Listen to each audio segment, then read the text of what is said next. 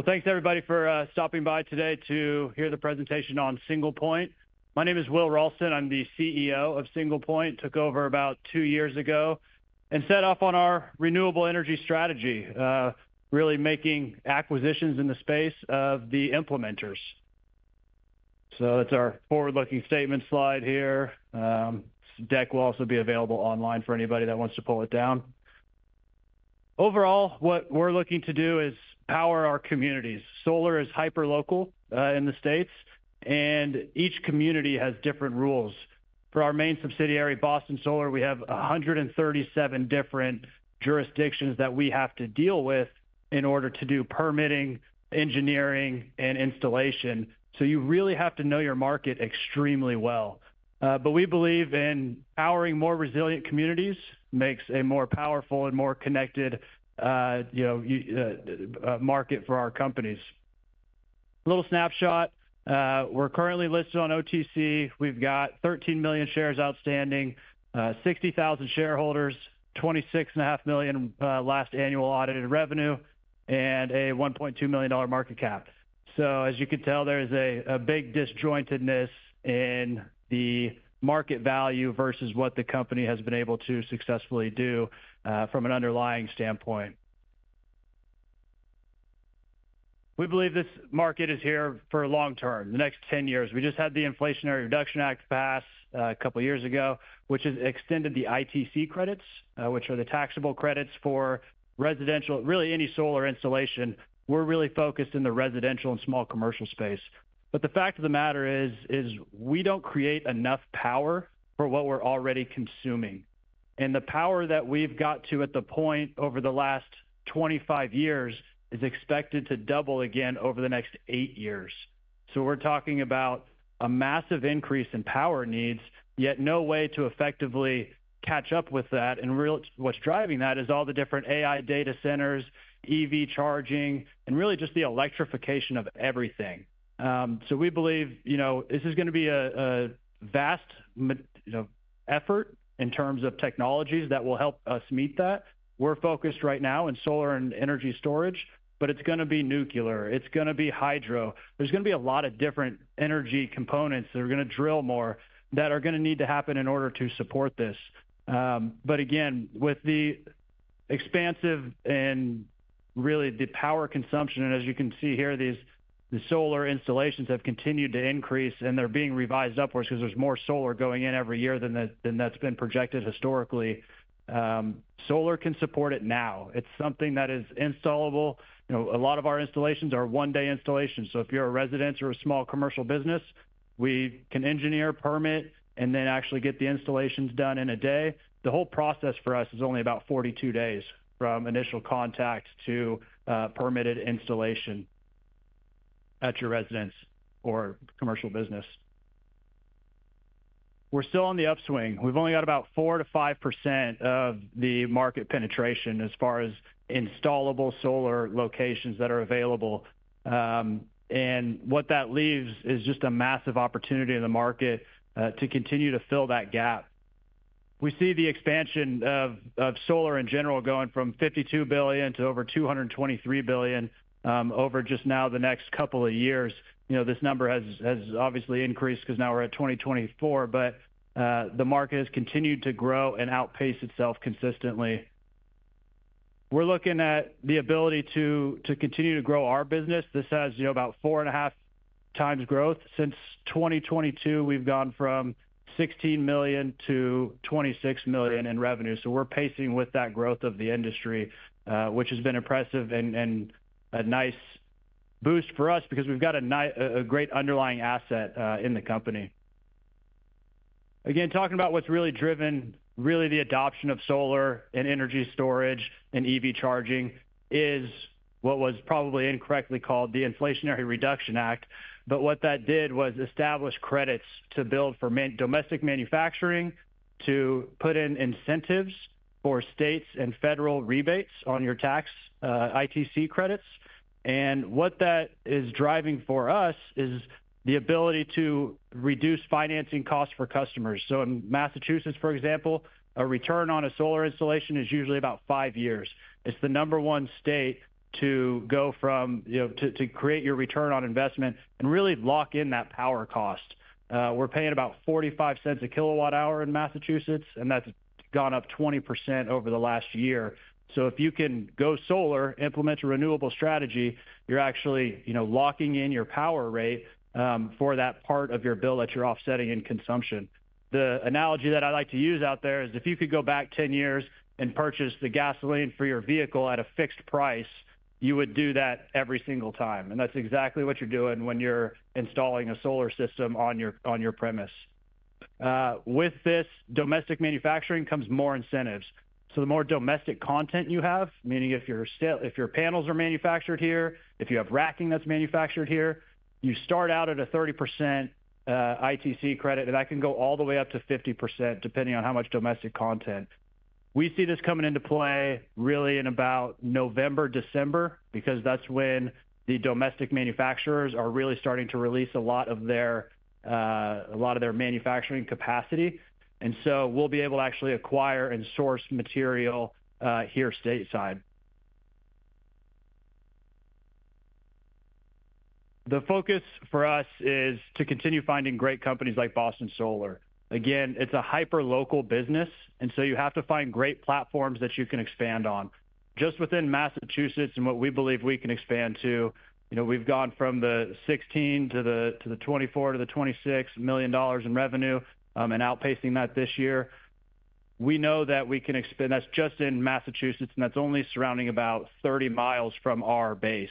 We could also expand into Rhode Island and Connecticut, Vermont, which would represent a massive market share for us as we represent in those adjacent states and grow that geography.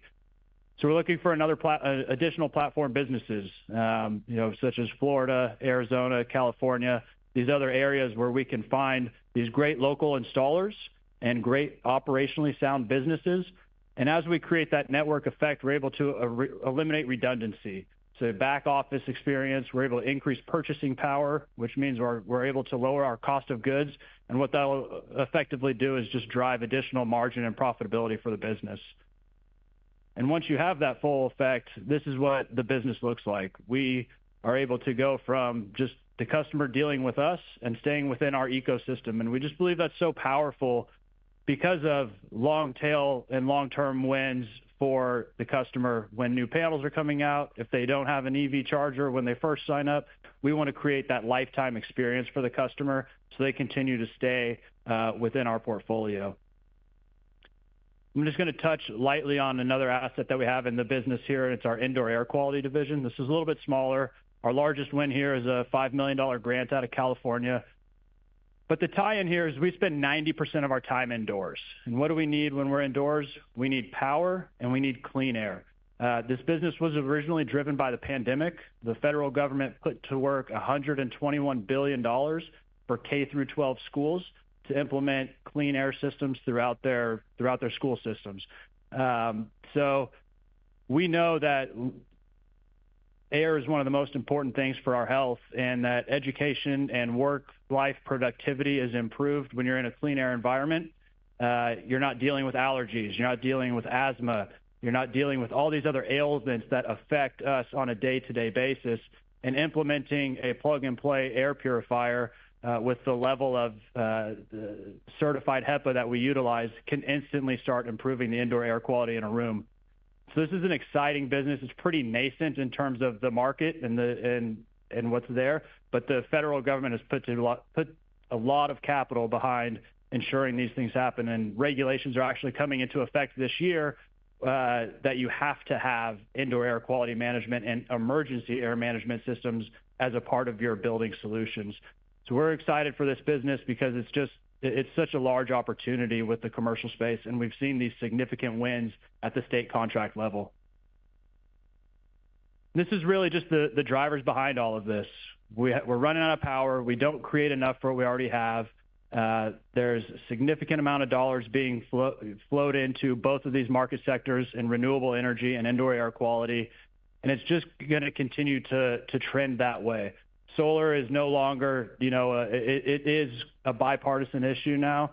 More of the IRA and ITC credits have been directed into Republican states for sustainability and development. So, no matter what happens within this next election cycle, this is here to stay. And originally, the ITC credits were introduced during the Bush administration.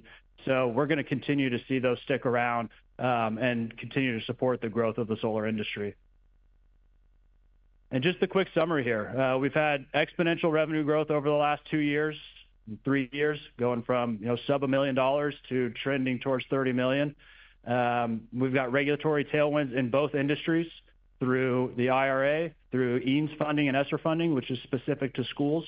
And there's additional FEMA and federal government grants for clean air energy and energy security. So we're able to go to these schools offering them security grants, which include installations of solar and energy storage in order to make sure there's redundancy at the school, and also install indoor air quality systems and monitoring to continue creating safe air environments for those schools. A little history on the management team. I'm Will. I've been with the company since 2018. We've been a fully reporting filer since June. Took over as CEO in 2021. Chad Miles, operations, deep military experience leading some very strategic teams. Corey Lambrecht has taken 5 separate companies public, either via IPO or uplist. And Bonnie Monty runs our capital markets division, deep experience in deal structure, M&A, due diligence, and really driving force behind how we structure deals to acquire these businesses. That's really the end of the presentation. I figured I'd open up for questions and any comments or anything like that about the market.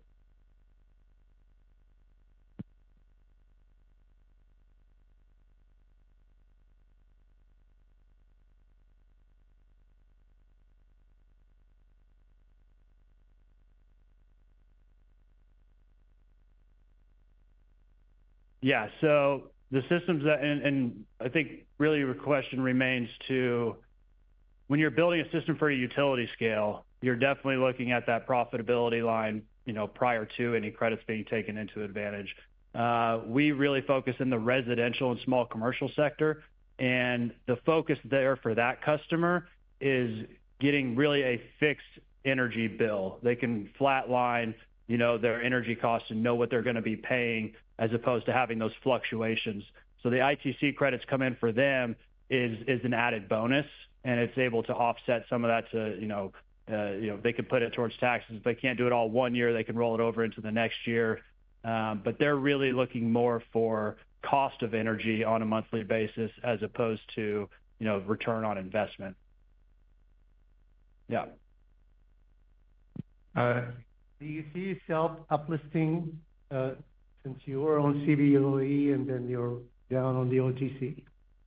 Yeah, we do. We're gonna continue to look for the right home for the company, but we want to do that strategically. There's probably 3 separate options that we can look at, but through this story that we've had, with our listing and various things going on, the good news is that the underlying businesses have continued to improve. Revenue up, costs down, trending towards cash flow positive, and we've done a lot of cleanup, with that in the business, which will only help for that future listing. Definitely a series of interesting events that I'm happy to dive into sometime, but right now the key is just continue to execute. We've got a great business. We've got an amazing team that we've built, and we're going to look for that right home, whether that's, another tier 1 exchange or an opportunity to work with a business that's already listed. There's optionality for us.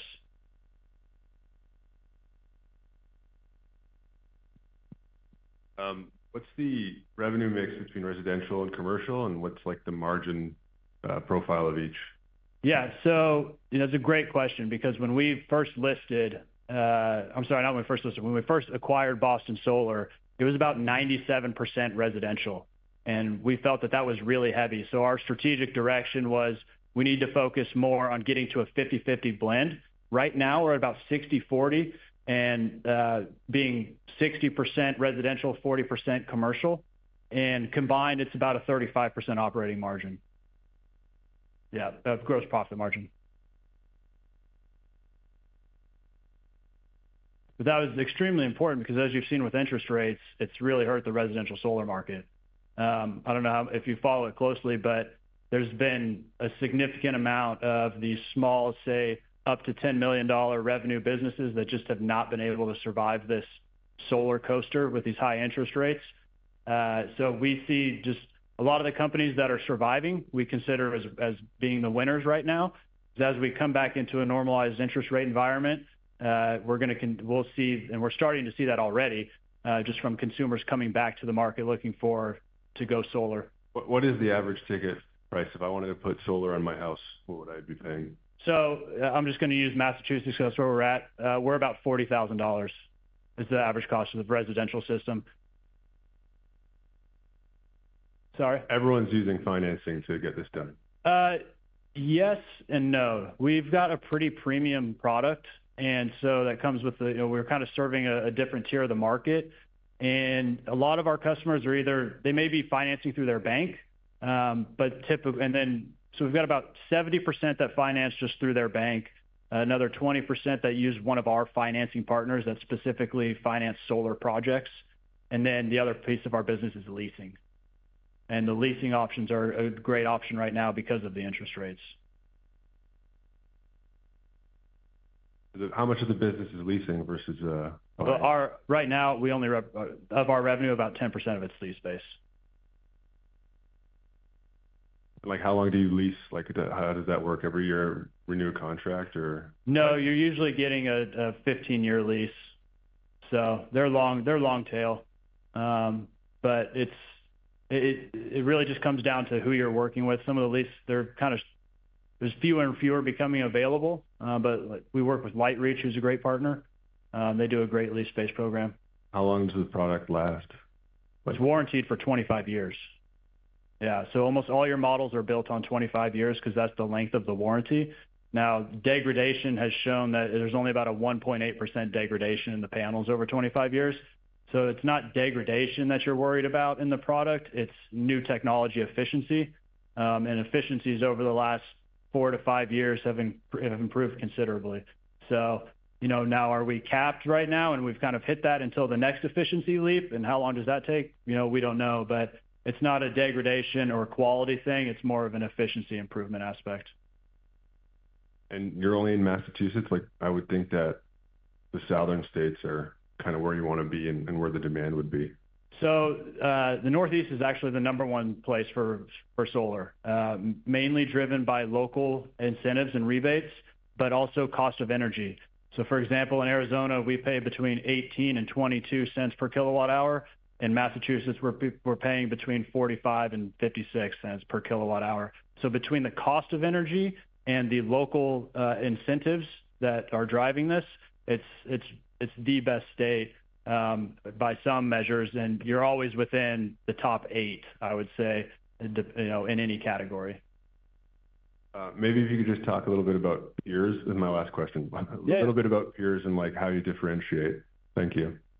Yeah, so our differentiator, and it's pretty basic, right? This is a blocking and tackling construction business, and what's the number one thing in construction is communication, customer service, and being able to get in and get the projects done efficiently. We've set ourselves up well. We're Boston Solar. We're official partners of the Boston Red Sox. We've been in the community for over 10 years. So we've built a name brand there that really sets us apart from the competition. And I say it's basic, but when you look at the peers in the solar industry, you see that that's the number one hurdle is these, companies going in and out of business and not being there for that 25-year warranty, or for their workmanship. So we've really set ourselves apart by workmanship, creating, the business and the brand that resonates with the community and standing behind what we say we're going to do, we do and install.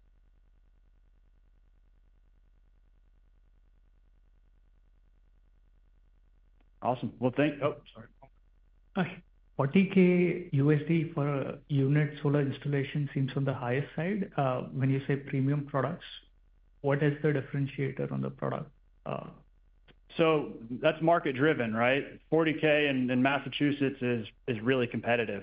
It's a more expensive state to do solar in, just from an operating standpoint.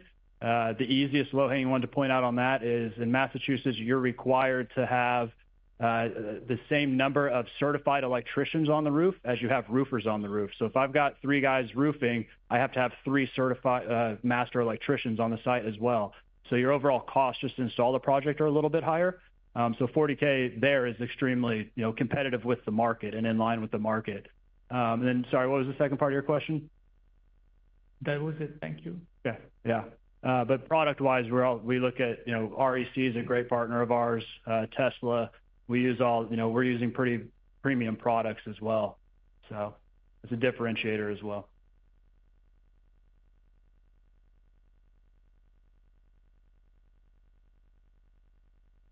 All right. Well, thank you all for attending today. I appreciate it. If you want any more information, we do weekly emails. You can sign up for those at singlepoint.com. All right.